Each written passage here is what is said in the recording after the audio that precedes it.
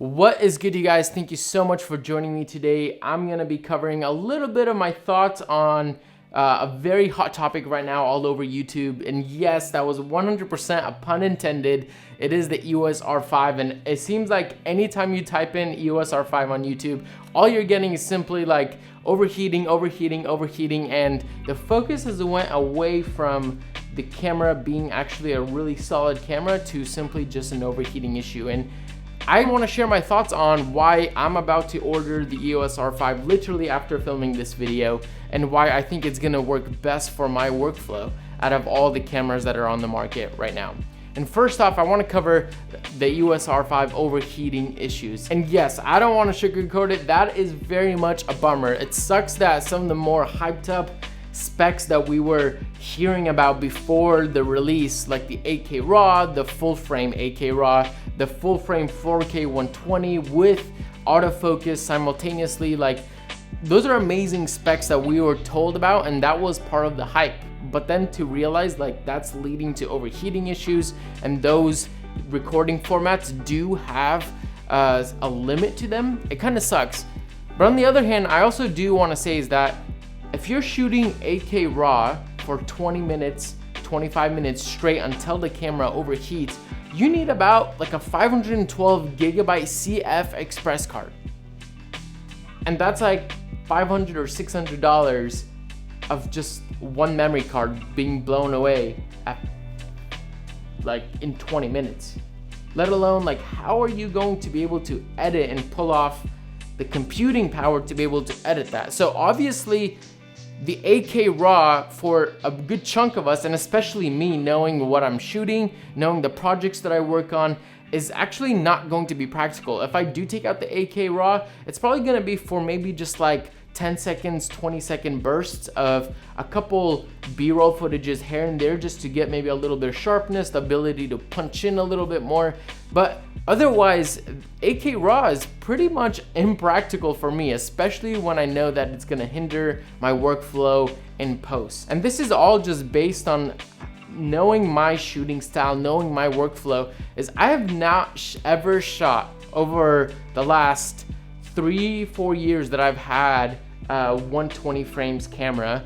I've not ever shot 120 frames for longer than 15 seconds at most. And I'm choosing strategically when to shoot 120 frames in small little bursts exactly at the moments that I need it. Secondly, the reason why I think the Canon EOS R5 is the camera for me, let's say over the Sony A7S3, which is, I must say, is actually looking like a very impressive and great camera that can do a lot of great things.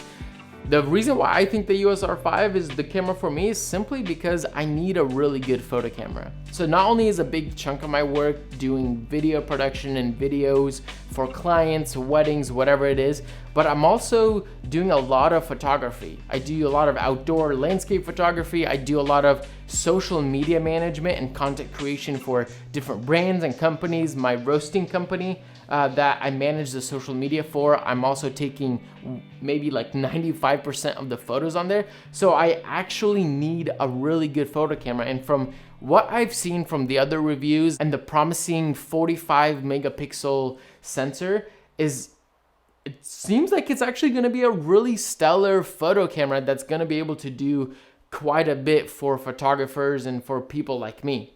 So thirdly, I think the EOS R5 is going to be a great video camera for me personally. Knowing my shooting style and how I do want the 4K 120, what I was actually really hoping for is a higher bitrate, which the Sony A7S3 and the EOS R5 gave us, which is 10-bit 422 internal, and then you have that 12-bit RAW 8K to use exceptionally. Like, this is a video camera that's actually going to work really well for the projects that I have been shooting. For example, I have the EOS R right now, and it's not everything that I ever wanted, and there's a lot of limitations with the EOS R, but it's been kind of pushing me along over the last 7-8 months that I've used it and that I've shot with it. So this is really exciting to be able to have the EOS R5, which seems like it's fixing a lot of the issues that I have with the EOS R. So in conclusion, even though the EOS R5 is not the most wonderful, the most amazing camera out there, it's not a perfect camera,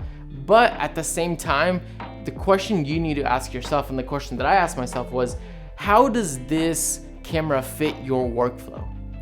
Are you shooting a long form content that you're going to need the 4K HQ for unlimited recording time? I won't, you might. And so are you the kind of person that's gonna be shooting 120 frames for long extended periods of time? Maybe that's not the camera to choose for you. So a lot of these things are very personal based. There's no blanket statements that are saying, hey, all these people just need to get this camera, or you absolutely need to get this camera. No, not at all. Figure out what you wanna shoot, who you are, and what kind of projects you want to be shooting in the next 1 to 2 years, and think about, is the EOS R5 gonna be limiting me in some way or another? And for me, the answer is no. It's actually gonna work out quite fine for my workflow, and I'm actually so excited to be going and placing an order on the EOS R5 today.